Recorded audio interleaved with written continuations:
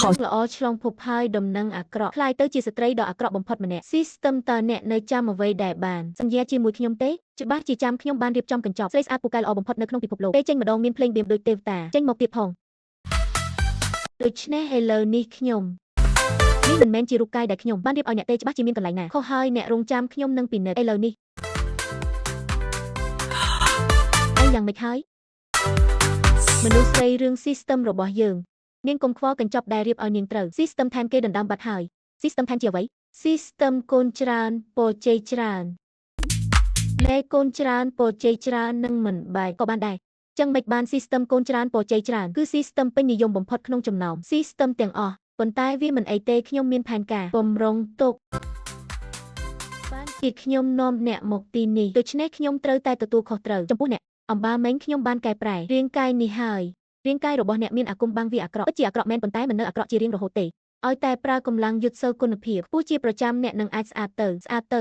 កម្លាំងយុទ្ធសូវមានគុណភាពខ្ពស់និយាយឲ្យសាមញ្ញទៅគឺហាត់សូវរួមគ្នា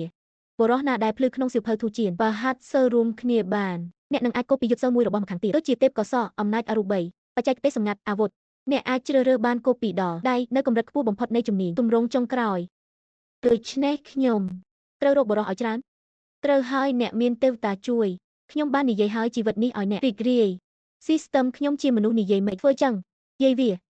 ហ៊ានដណ្ដើម System ថែមយើងផងរកងាប់ហើយចាំបន្តិចសិនឯងមិនទាន់ប្រាប់ខ្ញុំថាឆ្លងភពមកពិភពអ្វីផងប្រព័ន្ធហាត់សិលអ្វីបាក់អ្វីខ្លាំងអត់ចុះឯកសារបង្រៀនមនុស្សថ្មីរបស់ខ្ញុំជួយផង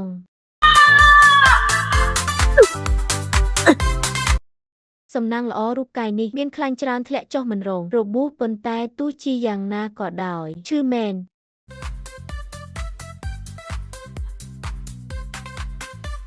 យាយកញ្ចាស់យើងគ្រាន់តែនិយាយអញថាមុខអាក្រក់សោះមើលខ្លួនអញទៅស្បែកមុខអ្នកអាចសង្កត់ជាផ្សិតព្រួយឲ្យមកបាន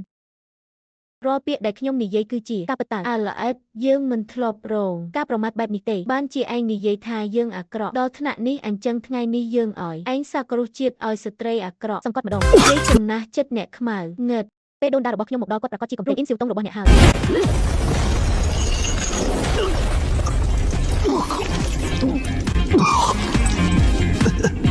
ខ្ញុំជានរណាខ្ញុំនៅឯណានេះជាការចាប់ផ្ដើមដ៏សំណាងស្អីដំបងគ្រាន់តែលើកដៃក៏អាចសម្លាប់វាបានតែលើខ្លួនក្មេងនេះបែបជាមានធាតុសូវការពារខ្លួនគឺធាតុរបស់ប៉ាជឺស៊ូសៀវស៊ឺមើលទៅក្នុងក្រោយក្មេងនេះមានប៉ាជឺស៊ូសៀវស៊ឺជាក្នុងបង្អែកបានជាសម្លាប់មិនបានកូសូធាតុឈ្មោលសុទ្ធហាមផ្ដាច់ការបែកខ្ចាយធាតុឈ្មោលឲ្យតែបែកខ្ចាយធាតុឈ្មោលកូសូធាតុឈ្មោលនឹងដួលរំហើយថ្ងៃក្រោយបើចង់រៀនទៅខ្ពស់គឺពិបាកហើយកូនអាក្រក់